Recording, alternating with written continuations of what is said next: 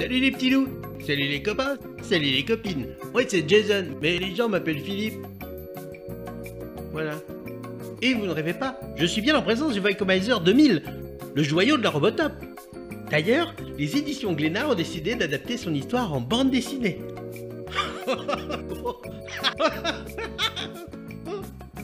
Eh ben moi j'aime bien. Et devinez quoi? Pour accompagner l'ouvrage, les magasins Cultura offrent à tous leurs clients cet ex-libris inédit rendant hommage à Jacques Ramirez. Ah Ramirez, sacré bonhomme. Mais c'est pas fini les amis. Cultura a réservé une petite surprise à tous leurs membres Culture Addict. Alors là, attention, c'est du très lourd, c'est énorme, c'est du collector. Dans cette enveloppe, vous trouverez 9 cartes exclusives tirées de la bande-annonce d'Il faut flinguer Ramirez. Quant à moi, je vous fais des gros poutous et je vous laisse découvrir la bande-annonce. Vas-y Jean-Louis, appuie sur le magnéto. Mais non, lance la cassette. Oh, Jean-Louis. Bonjour, voici mon coup de cœur de ce moment. Pour cette bande dessinée, Il faut flinguer Ramirez, écrit et mis en scène par Nicolas Pétrimo aux éditions Glénat, paru en 2018. Le tome 2 est paru en novembre 2020. Et il y aura bien sûr une suite. Il a reçu le prix des lycéens à Angoulême en 2019, le prix des libraires de bande dessinée en 2018 et le prix du meilleur espoir et prix du public France 3 à Chambéry en 2019. Mais qui est vraiment Jacques Ramirez? Qui se cachait derrière le meilleur expert en aspirateur de tous les temps? C'est son histoire. Employé modèle du SAV de la firme Robotop, une société d'aspirateurs, homme discret pour cause, il est muet. Et travailleur, il est apprécié de tous pour sa fiabilité. Hey, salut! Moi c'est Scott, mais tout le monde m'appelle Jimmy. Et ça c'est ma bagnole, elle est pas mal, hein, ouais je sais, c'est celle de mon ex-femme. Mais c'est pas de ça dont je voulais vous parler aujourd'hui, alors suivez-moi. Hey. Salut Christine! Comment ça va aujourd'hui? Mais dis donc, mais qu'est-ce que vous faites chez moi? Dites-moi Christine, j'ai une question à vous poser. Est-ce que... Mais qu'est-ce que c'est que ça Christine? Oh ça, je sais pas. Ah mais moi je sais Christine. On dirait qu'il y a quelqu'un qui a pas fait le ménage depuis un sacré bout de temps, je me trompe. Vous voyez, tout comme cette pauvre femme, je suis sûr que l'idée d'utiliser votre vieil aspirateur vous angoisse profondément. Et pour tout vous dire, à la Robotop, cette situation nous préoccupe pas mal. C'est pourquoi nos ingénieurs ont mis au point ce que j'appellerais un Velux vers le futur. Oui, vous m'avez bien entendu. Tout à fait, Bill. Une nouvelle ère commence dès à présent grâce au tout nouveau Vacuumizer 2000 de la Robotop. Un manche long porté pour diminuer vos efforts, une aspiration 3 fois plus puissante, un design élégant pour une ergonomie optimale et un moteur V8 à impulsion thermoréactive. Et je ne vous ai pas parlé des nombreux accessoires. Mini brosse, le truc long pour aspirer entre les coussins de la bagnole et en bout latéral. On va pas se mentir. Le Vacuumizer 2000, c'est une révolution pour vous et votre maison. Le Vacuumizer 2000, la poussière, c'est son affaire. C'est beau, c'est top, c'est Robotop.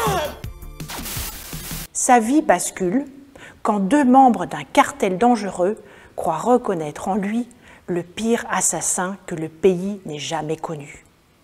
Suspecté d'être impliqué dans l'attentat visant la Robotop, Jacques Ramirez est désormais recherché par la police de Falcon City. Alors qu'un étrange personnage ressurgit dans sa vie, il décide de fuir la ville en compagnie de Chelsea Tyler et Dakota Smith. Mais les hommes du cartel n'ont pas dit leur dernier mot. Ils feront tout, absolument tout, pour retrouver l'homme qui les a trahis. Jacques se retrouve embarqué, bien malgré lui, dans une chasse à l'homme aussi explosive que pittoresque. L'occasion idéale de régler certains conflits familiaux et profiter des richesses qu'offre l'État d'Arizona.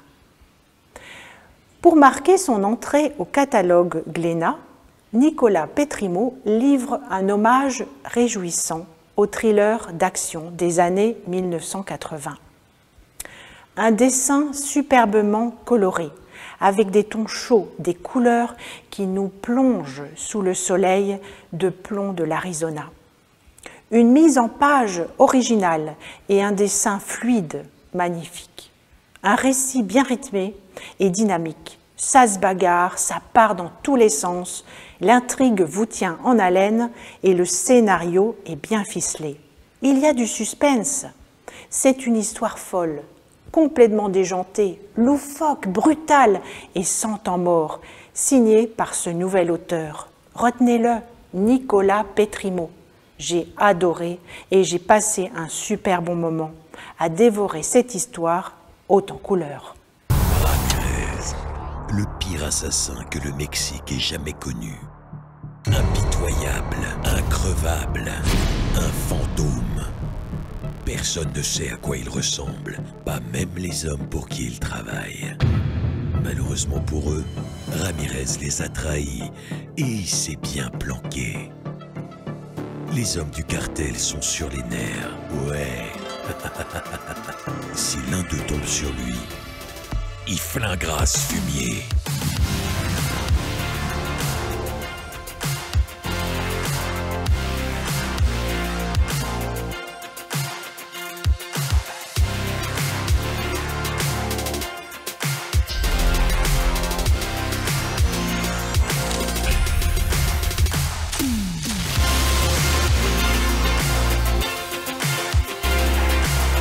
D'après une histoire vraie.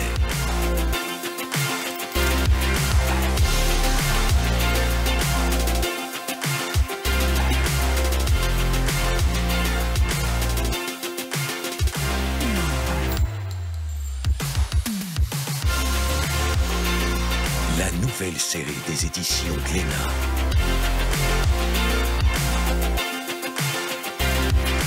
Attache ta ceinture et mets-toi à l'aise pour vivre la grande aventure. Il faut flinguer Ramirez.